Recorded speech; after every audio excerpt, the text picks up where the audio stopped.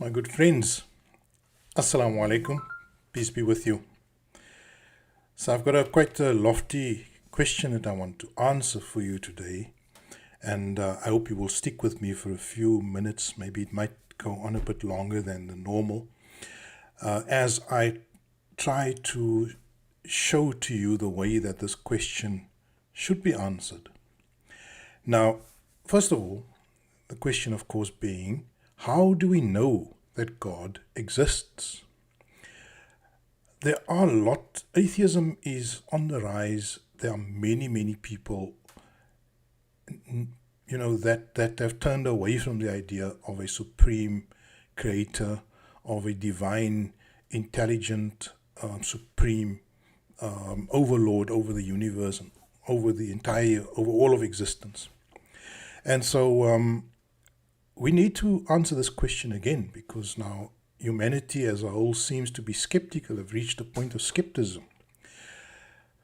So the question is, how do we really know that God exists? Now, yes, if you are a person who just believes that God exists because you've been taught by your parents and you've been to Sunday school, or you've been to madrasa, to Muslim school, or you've just read books about Muslim or influential people, and they argue that God exists, and so you are just accepting what you think is the right thing, and it's just a gut feel, then I'm not talking to you, because I think you have an understanding, or you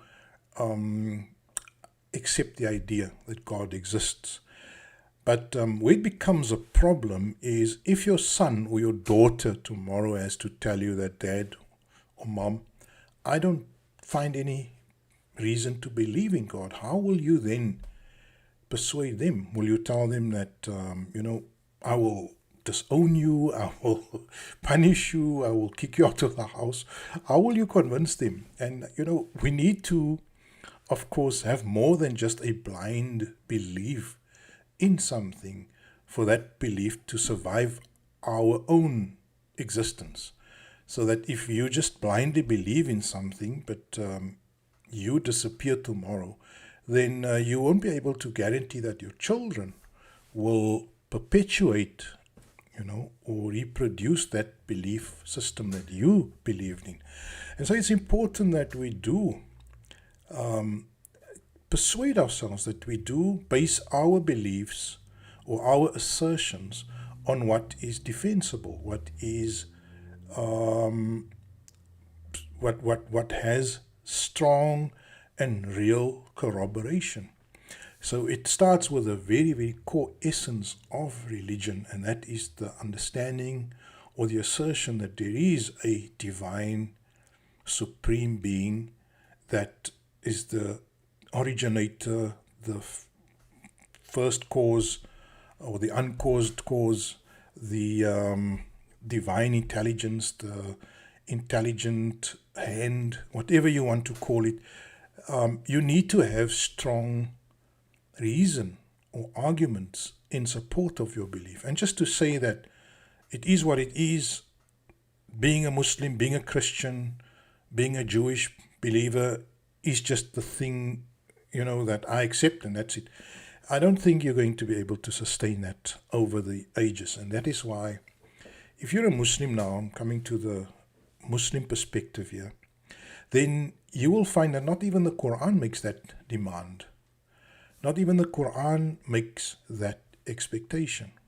You see, the Qur'an, which I can say after reading the book a number of times and having meticulously translated using various books of interpretation and various dictionaries, having translated at this point about a third of the Quran, I can tell you very with no doubt and with no ambiguity that the Quran does not make a blind assertion. The Quran does not require blind faith. In fact, I just did a search on the word evidence, and this is for the 35% or so of the Quran that I've translated. Just for that 35%, I did a search on the occurrence of the word evidence, and I found 75 occurrences of the word evidence. Now, okay, I've translated the word ayah as evidence. And let's just quickly pause there, the word ayah. Now, an ayah in the Quran, we generally understand an ayah to be a verse, but that is very far from the meaning of the word ayah.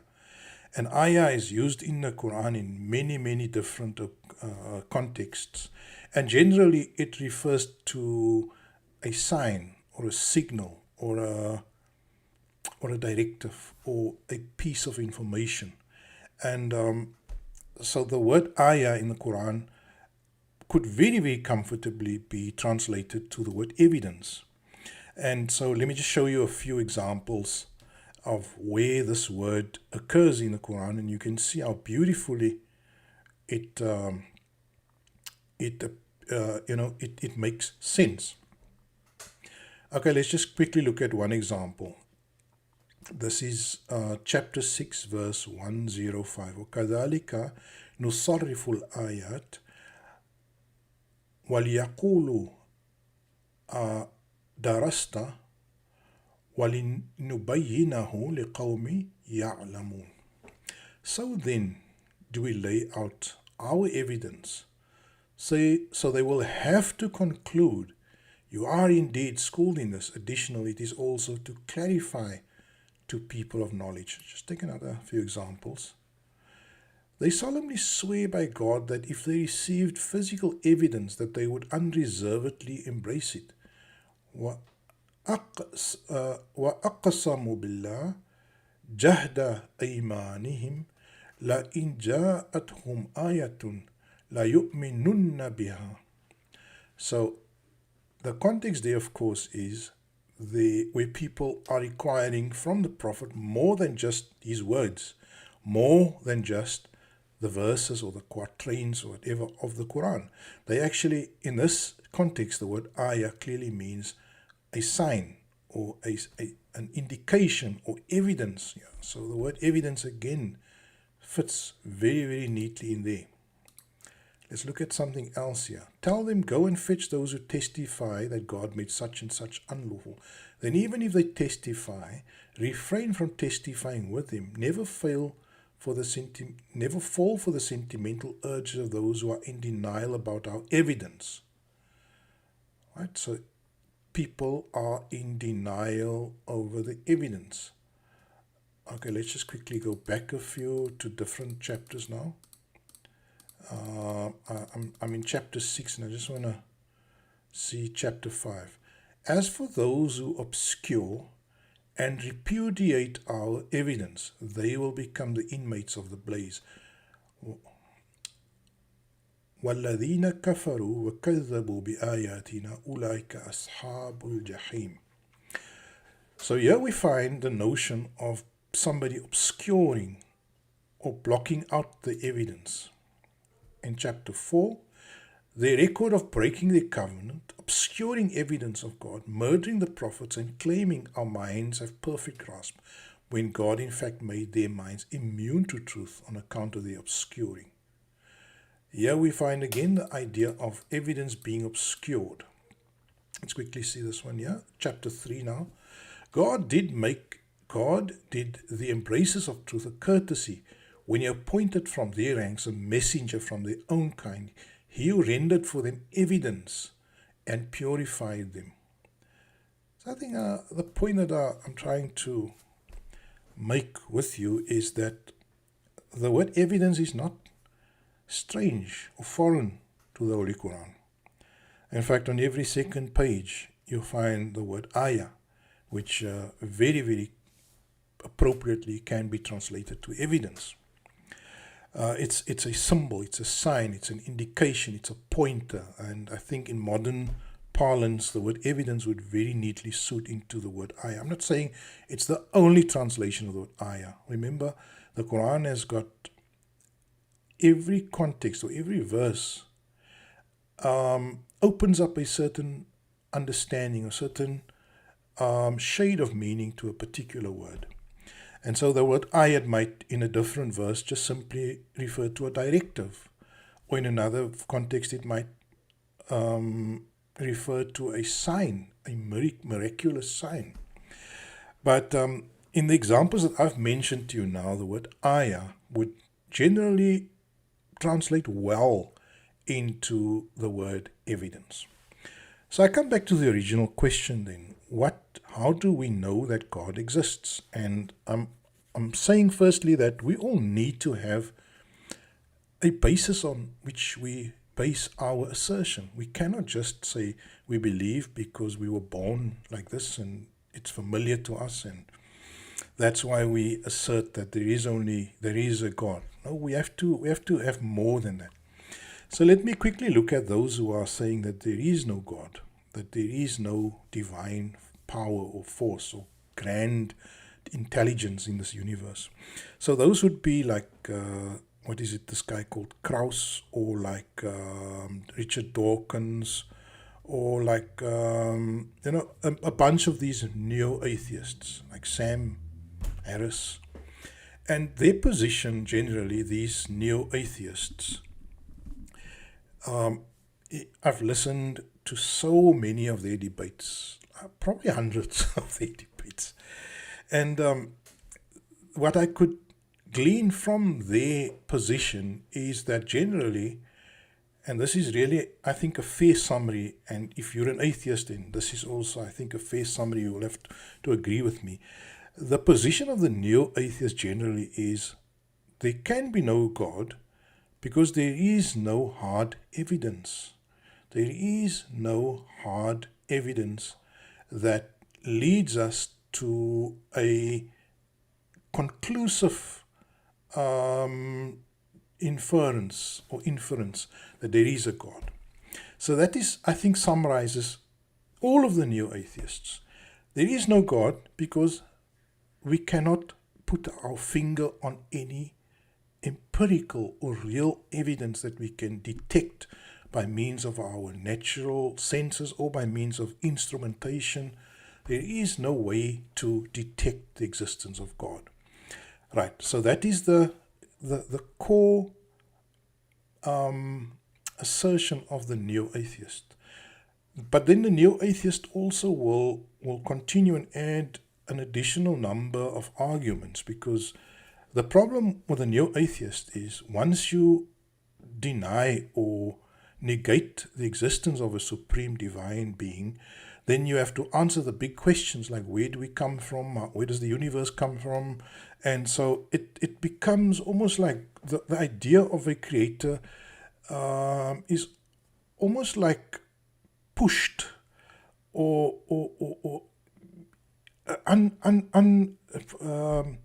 you can it's difficult to deny or to reject or to dismiss the idea of God simply because these big questions then go unanswered. And so where do we come from? Where does the universe come from? Why is the universe so complex and smart and sophisticated?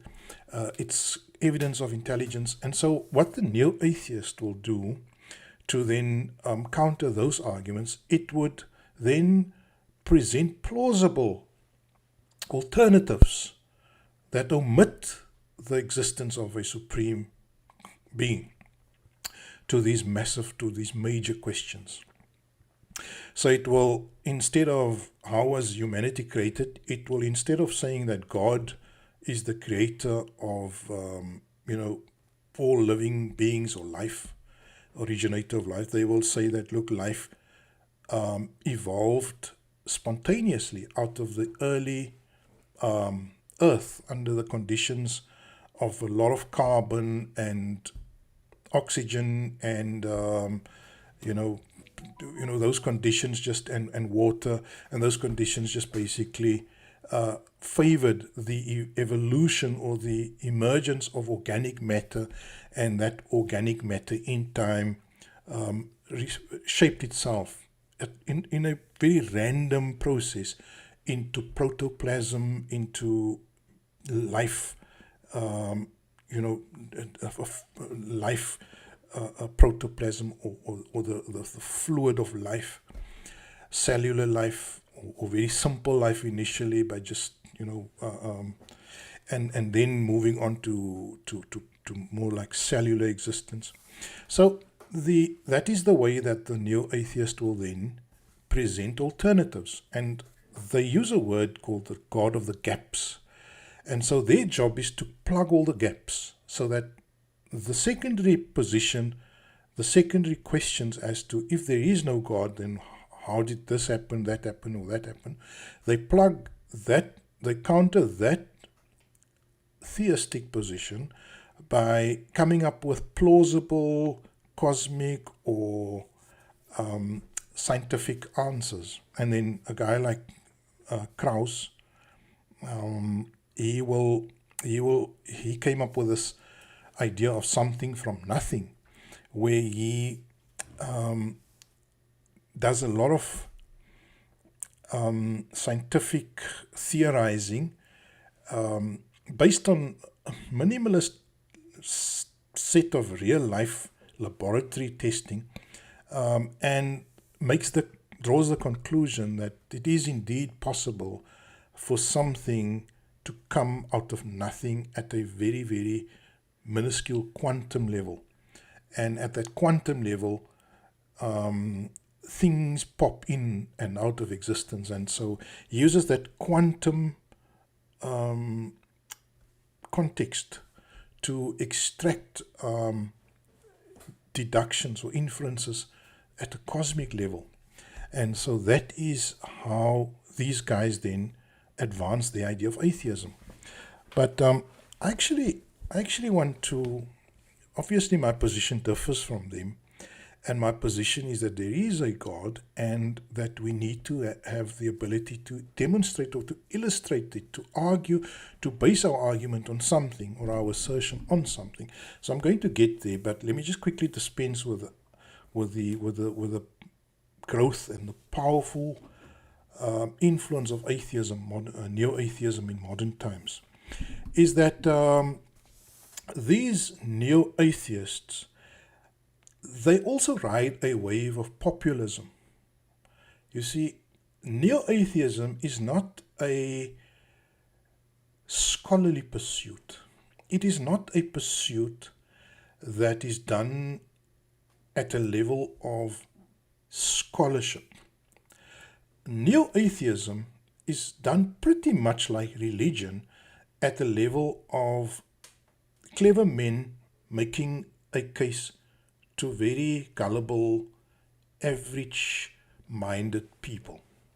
And if you go and look at atheism now on the internet, anywhere, and you look at the websites that are promoting atheism, these guys' websites, Dawkins, Krauss, Sam Harris, you will find that their followership are not scientists. The millions of people that swell their ranks and that buy their books are not scientists. They're common people of average intelligence. Often they could be artisans, workers, laborers. And being an atheist has become pretty much like being part of a religion without God. So I honestly don't see much difference when I scan the internet, when I scan forums, atheist forums. I honestly don't see a great deal of difference qualitatively between the followers of Sam Harris, the followers of Richard Dawkins, the followers of Krauss.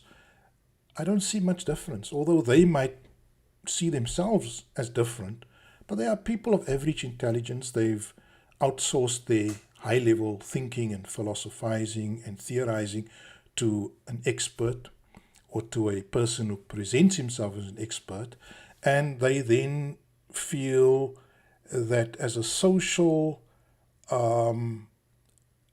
ideologically based social global fraternity, that they feel comfortable with that fraternity. So the neo-atheism really, if you look at the arguments, if you look at the evidence, the same argument that they make for there not being a God, in other words, that there is no evidence, that same argument can be used to argue that there is no God. So to say, let me just quickly go through this, important, and I'm going to move on from the whole idea of neo-atheism, to make the point that the evidence points to no God. That same argument can be used to argue that the evidence does not point to no God. So what they are saying is that there is no evidence that points to God, but you know that in science or in mathematics, you need to prove that the solution exists, or another challenge in mathematics is you need to prove that the solution doesn't exist. And I don't think you've ever thought about that. Like in mathematics, when you do advanced mathematics research, then sometimes we look at a problem like, for example, what is there a rational answer to the square root of 2? Is there a rational number to the square root of 2? Now, if we say there is no rational answer to the square root of 2, we need to prove why we say that. We need to really provide evidence why we say that, and that is why there's proofs to say that a rational root does not exist for the square root of 2. And if you're not a mathematician, just forget about that. So when you say that God, there is no evidence for God, it does not follow that, i.e. God does not exist. You see, the only assertion you can make when you study the evidence for God and you find no sufficient evidence, you can only make the deduction, you can only draw the deduction that, in other words, we have no reason to say that God exists. Now, there's a big difference between saying that and saying God does not exist. It's a technical difference, but please, you have to understand that when I say that there is no evidence for God, we cannot then make the next leap of the next logical massive leap to say that, i.e. God does not exist. There's a difference. You see, to say that there is no evidence for God, now you need to conduct a new study, a new investigation to prove that God does not exist. And so what the new atheists do is they only did half the job. They only disproved, or they only made the assertion that there is not enough evidence for God to exist, but they haven't done the other half. So in other words, to do the next study is to find evidence to prove that God does not exist. So in summary, what I'm saying to you is that new atheism, the problem with new atheism is that it does a noble or a brave effort at arguing for there is no basis to the argument that God exists. Right? They pour all the effort into that. And they pour more effort into pop books or pop science as to speculating about how the world could have come about without God. Now, the books that are written would be The Selfish Gene by Richard Dawkins, like A Universe from Nothing by Krauss. And these guys would write pop books, and popular books are not scientific works. They are not rigorous works that have been the produce of peer-reviewed scientific work. So they're pretty much in the category of any other book that any of us could write. I've written 2 books, and I'm not claiming those 2 books as scientific works, and it would be unfair or sneaky or deceptive of me to present those books as scientific works. Yes, I might be a scientist, but I'm not going to, there's no way that I can claim that my popular works that I've written are scientific works. For something to be a scientific work, it needs to comply with rigorous standards of logical argumentation as well as a rigorous process of presenting facts. So we need to establish the facts, we need to establish existing knowledge on the subject, and then we need to apply rigorous reasoning and argumentation, which in a blind peer review, if somebody without knowing me and me knowing him or her reads my work and sees the reasoning as valid and making sense, then that work becomes a peer-reviewed work. But to just write something in a book and to publish it and to give it to people who have average intelligence, of average scientific capability, and then to claim that that's a scientific work, that's not fair, and it doesn't work like that. So basically, to conclude on the idea of neo-atheism, is that they operate pretty much like the Church of No God. The Church of No God, where the priests are these great spirits, these well-spoken, articulate men, mostly men, by the way.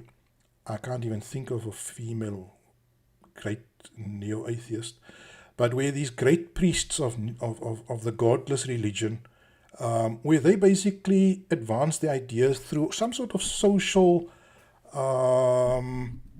marshalling of millions of young people and mid-aged people. And by the way, these people are not atheists because they are convinced atheists, but rather because they are convinced that there is no God, but rather that they are convinced that there is no argument for God. But they don't have an argument for no God. They have an argument against God, but they don't have an argument that there is no God. I hope you will be able to make sense of that point. So I'm going to move on. So having dispensed with neo-atheism, and of course every religion, including atheism, neo-atheism, prides itself in creating boundaries and puffing up its own membership. So in other words, making its own membership feel that they are those who have achieved salvation, that they are the truly guided community. And that goes for neo-atheists also. So you will always find these ennobling words, like they would call themselves the brights, they would call themselves the custodians of science.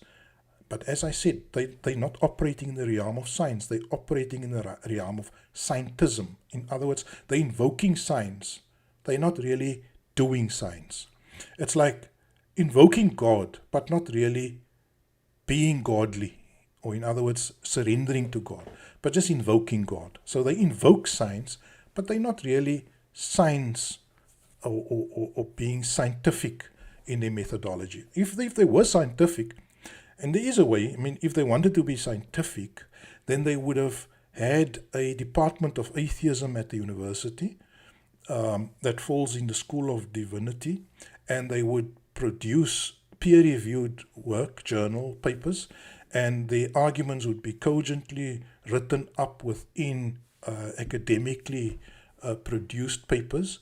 There would be collaboration, and these papers would be circulated in journals, but that doesn't exist. So atheism is not science. Atheism is just the Church of No God.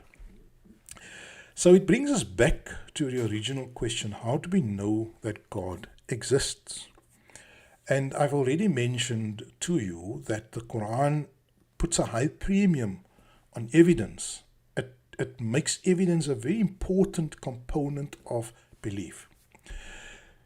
So I'm going to quickly move on to the idea of why I believe God exists and how do we know that God exists.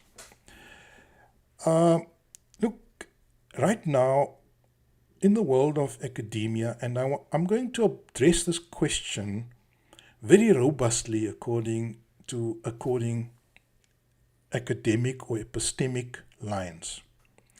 So I'm going to address the question not out of my gut or out of my emotional attachment to Islam, that I think the Muslims are the best and I think the Muslims are decent people and I think the Muslims have history of this and that and the other, and I'm not going to base it on that, because that's all fluff. That is all puff that we give ourselves. But we need to base our beliefs on more than just trying to puff up ourselves, right? So let's say there was no Muslim, there was no Islam, there was no religion in the world. How would we say we only had the Qur'an, the holy text, right? And that is, that is what we're dealing with. We only have this book here. Then how would I know that God indeed exists? Now, the way the Qur'an approaches the point is from two angles. The Qur'an offers reasoning and the Qur'an offers evidence. Now, those are the two very components that are present in every epistemic endeavor.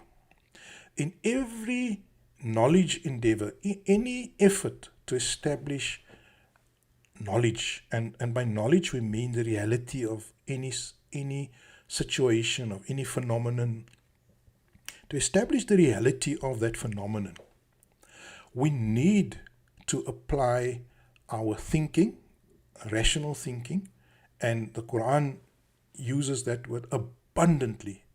Ta'qilun, afala ta'qilun. And aql means to reason, to think rationally. Now that's a common word. I'm just going to quickly look at the occurrence of the word for you, and you can see that I'm not making this up. It's already counting 26 times the word aql. Indeed, in the creation of the heavens and the earth, and in the alternation of night and day, are guiding clues to the intellectuals, those who apply their minds. Let me take another example. When they are called to observance of the code, they joke and make light of it because there are people who fail to apply their intellect. There's another example. Let's take another example. Tell them that there is no equivalence between foul and fair, even though the magnitude of foul may confound you. Rather, keep God in consideration, you with deep intellect, so that you may all flourish. Do you get what I'm saying? Is that the intellect is really one of the core constituents of our epistemic project, of our knowledge project. So the use of our rational faculty, the gift that we have for our minds to make sense of the world. And that is a very special gift to humanity, the ability to make sense, the ability to take in various realities that we observe and to draw certain conclusions from that reality. So you hear the noise outside, you hear the drops falling on the roof. It's cold, you can smell the air feels cool, and in your mind you draw the conclusion it's a rainy day outside. And so your mind has in fact put together various pieces of empirical evidence or sense, various pieces of information which you sensed through your hearing, through your sense of smell, and you draw the conclusion that it's raining. And so that is the beautiful gift of the mind, is the ability to become abstract, to make sense of things. And that is the first component that the Quran offers, is that you need to apply your mind. The second avenue, the second ingredient to the process of knowledge construction is evidence, is the facts on the ground, the observed facts. So besides having an intellect, we also are able to, with our senses, with our sense of hearing, sight, touch, smell, we are able to experience or to observe or to note certain realities. And so that is the second type of information or constituent component to the knowledge construction process which God gives us in the Qur'an.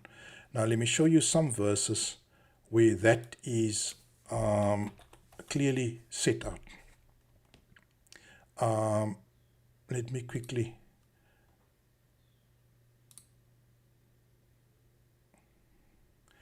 let me show you this verse here, for example.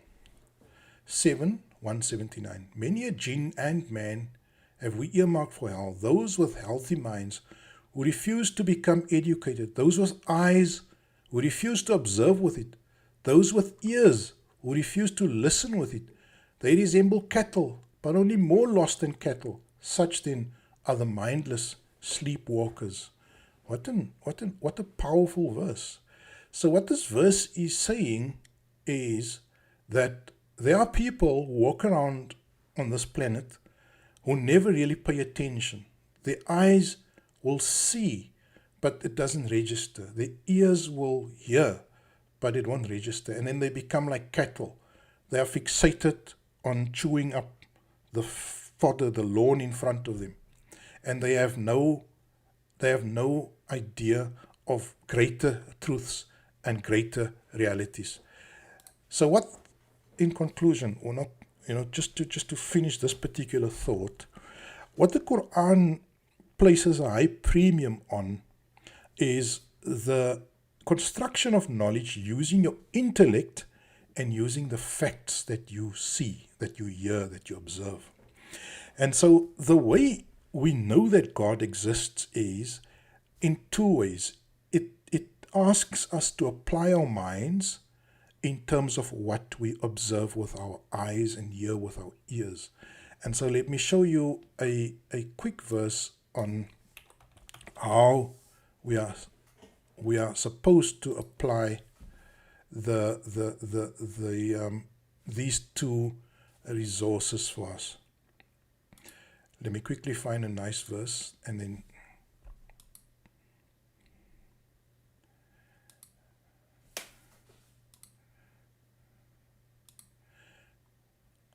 look at this verse here. Do you not see that whatever is in the heavens and the earth pays homage to Allah? Observe the bird gliding with open wings, how it knows its alignment and its distant migration. Know then that Allah is informed of their doings. Here what happens is, in this particular verse, is where the Qur'an speaks and points us, or takes our attention to a phenomenon in nature, particularly a bird flying in the sky, gliding through the air, how it knows its alignment and its distant migration. So in other words, raising the issue of bird migrations and how there's an instrument within the brain of the bird that gives it GPS, built-in GPS, and a phenomenal or an amazing achievement by the bird species to be able to travel intercontinental traveling without ever going in the wrong direction, and compensating for the wind, compensating for all the other things, for the sun that is blocked out perhaps, and yet being able to navigate. So I've given you an example of how the Qur'an uses its reasoning. It will, first of all, it makes the point that we need to use our faculties of seeing, hearing, touching, smelling, to gather the facts. In other words, to observe, to look around us. And then it will actually point out certain actual phenomena of nature. It touches on the mountains at times, it touches on the sky, it touches on the earth, on the bird species, on plants. And if you read the Quran, you'll see numerous references to mechanisms or phenomena in nature. And what the Quran does is it points you to these things, and then it asks the question, look at that and see how that bears testimony, or how that evinces or evidences the existence of a creator, of a supreme divine force behind it all. And then it leaves it up to you. You see, the point that the Qur'an makes is it only ever offers you a number of pointers and clues, and it leaves you to draw the conclusion. Now, yes, you can say that, look, the bird knows its direction, it has built-in GPS because it evolved over the eons, over millions and millions of years. It is a mechanism that evolved within the brain of the bird. Yes, you can do that. Or you can say that the first cell that evolved from organic matter, it just happened by chance.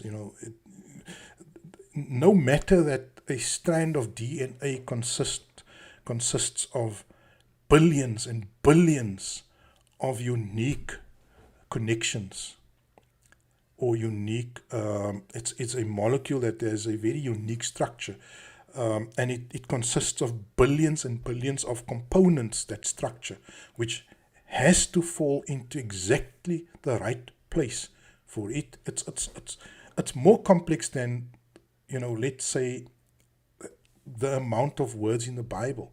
And so for DNA to fall exactly in place to have created the first singular celled organism, that DNA, that initial DNA that had to fall into place, has more complexity than the number of letters in the Bible, or the number of words in the Bible, in the Quran.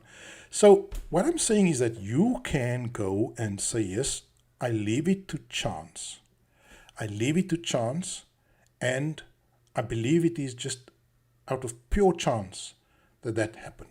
Yes, because then you would be making a fair deduction that you have no proof of God, because the phenomena that the Quran is pointing to could be explained in terms of natural processes, and they don't have to be the product of a divinely guided process. Yes, you can have that position.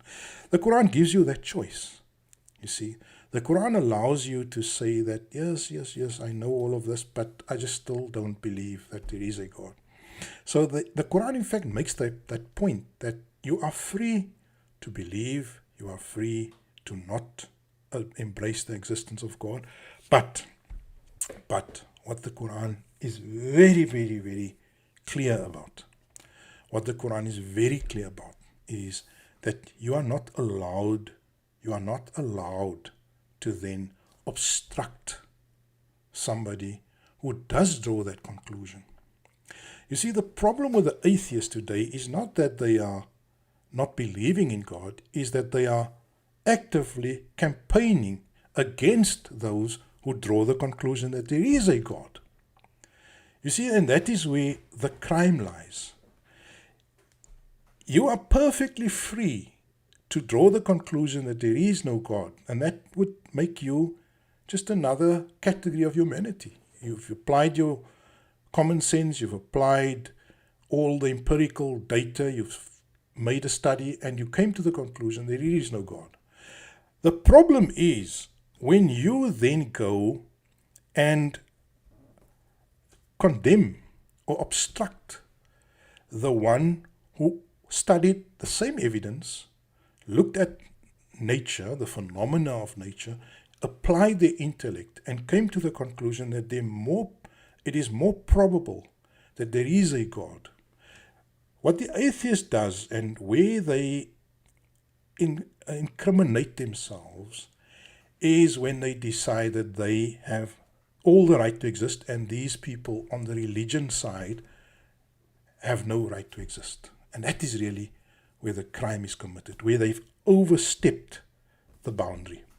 And that is what the Quran calls out. The Quran never calls out disbelief. You see, the Quran does not call out disbelief. It laments disbelief. It feels sad for the disbeliever, because it actually will often state things like, for those who disbelieve, they will never flourish. Things like that. Let me give you an example. Right? I like to give examples of everything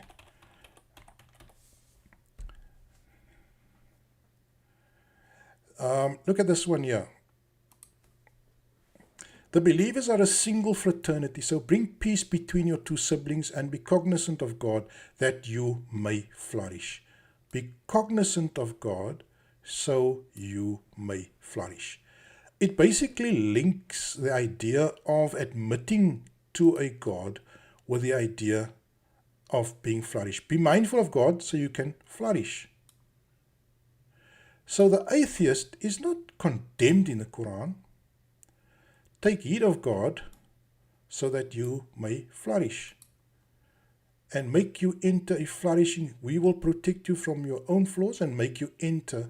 Should you avoid the serious offenses you are cautioned against, we will protect you from your own flaws and make you enter a flourishing state. Avoid it if you wish to flourish. Rather keep God in consideration with you with deep intellect so that you may all flourish. What the book is saying is not saying that the atheist is being sent to hell. The book, the Qur'an, and in my reading, and as I've said to you, I've read it over and over, and I've also translated a third of the book by now in a very meticulous way, without the interruption or the interference of hadith and other stories, is that atheism is a legitimate choice. It is a legitimate option. Being a believer in God is an equally legitimate option. It is the option which the Qur'an in fact endorses. You see, it is the option that the Qur'an comes and validates. It allows you in a pre-Quranic state to come to the conclusion that there is no divine power, but the Qur'an basically comes to confirm option B, that there is a divine power. So what it does is, and I'm going to get to the point now, how do we know that God exists? The first move of the Qur'an is to use a deductive method of logic. What is deductive logic? Deductive logic is to look at the science, look at the evidence, to use your reasoning and to deduce a finding. So the first position that I take in arguing that God exists is a deductive logic. So when I look at the sky, when I look at the birds, when I look at the construction of the human being, when I look at the development of the human of the procreation of human life, or the human fetus, which the Quran goes into quite a good level of detail. When I look at these scientific and geographic and cosmic facts which the Quran presents to me, and which I can personally also confirm by means of my own observation, the first move is a deductive argument. So I know that God exists by looking at nature and applying my mind and drawing the conclusion that it is more plausible for me to deduce that there is a divine intelligence. The second move the Quran makes, and that is the second powerful basis on which we know that God does exist, is it then uses an inductive methodology. It then uses an inductive method of reasoning. It then says that try it out. Go and apply these rules. Go and apply this code, this divinely shaped natural code for humanity, which is Islam. Try it on and see how it feels. You see, when you do the second step, when you actually commit, or when you take the step of trying it out, becoming a Muslim,